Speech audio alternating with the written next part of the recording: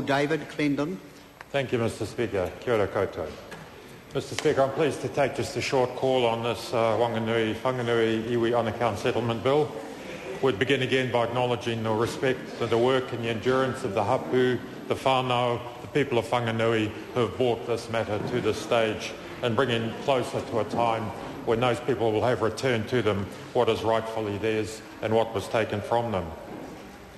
Clearly there's a general satisfaction with the shape and form of this bill. The most the Select Committee could find to do clearly was the insertion of that H, which was a critical matter. It was an important matter, and the previous speaker has very eloquently traversed the significance of that H, and I do commend the continuation and embedding that into this piece of legislation.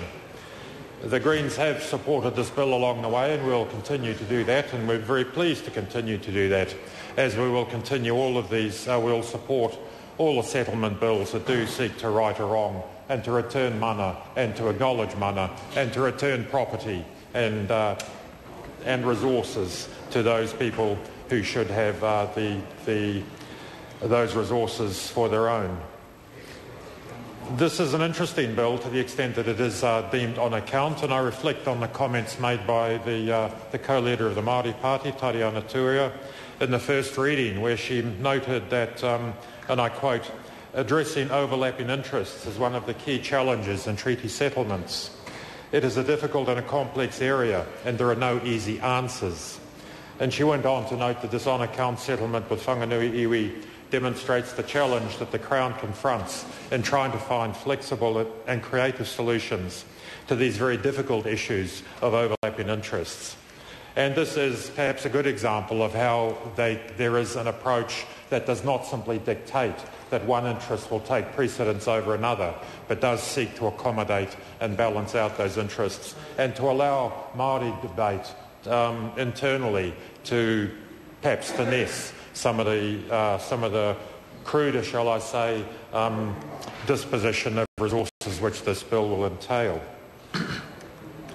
As I noted, the symbolic acknowledgement of mana, of kaitiakitanga, are important, but so too are the return of resources, of material benefits, because return of land and resources provides the necessity, the basis for the re-establishment of an indigenous economy in a very new and a different circumstance.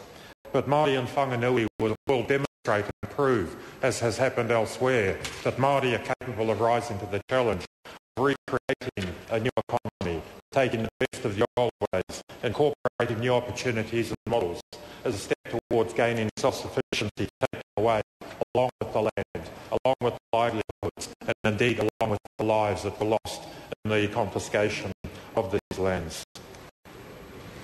We tend to think of economy and economics on a much too narrow basis, or somehow imagining it's a modern invention.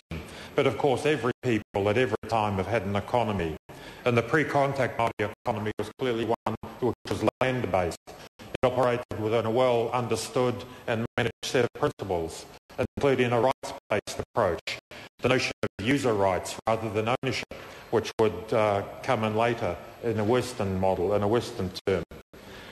The pre-Māori economy was collectivist. It was based on mutual management control rights.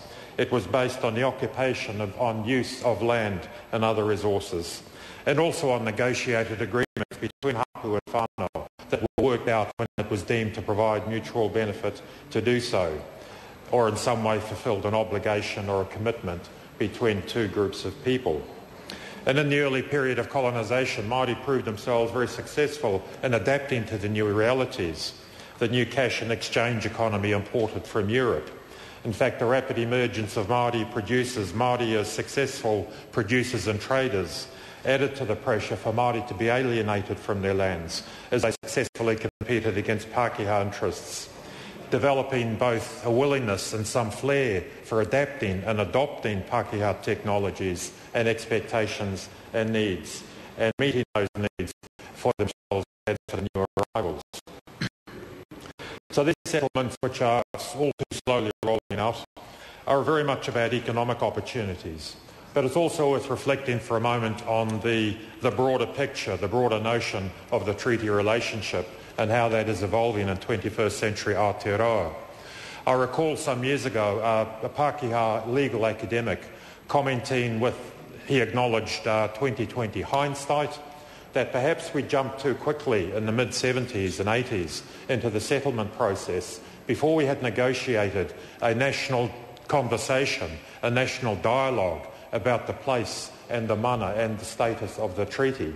Perhaps we jumped a little too quickly into mechanisms for settling on a one-by-one, case-by-case basis, rather than establishing a national consensus about the rightness of the treaty and the settlement process. And this is simply now a matter for reflection and consideration. But it happens that this evening we in the Greens have been having a discussion in the dinner break about the way forward in establishing the treaty and its role in modern New Zealand society. We clearly do not have the answers, we don't pretend to have the answers, but we do have a commitment to doing what we can to seeing the potential of the treaty relationship fulfilled, developed, evolving over time, to enhance and to make possible a genuine liberation, a genuine release from the grievances of the past, and moving on to a much more positive and productive future. Kia ora koutou. Kia ora, Mr. Speaker.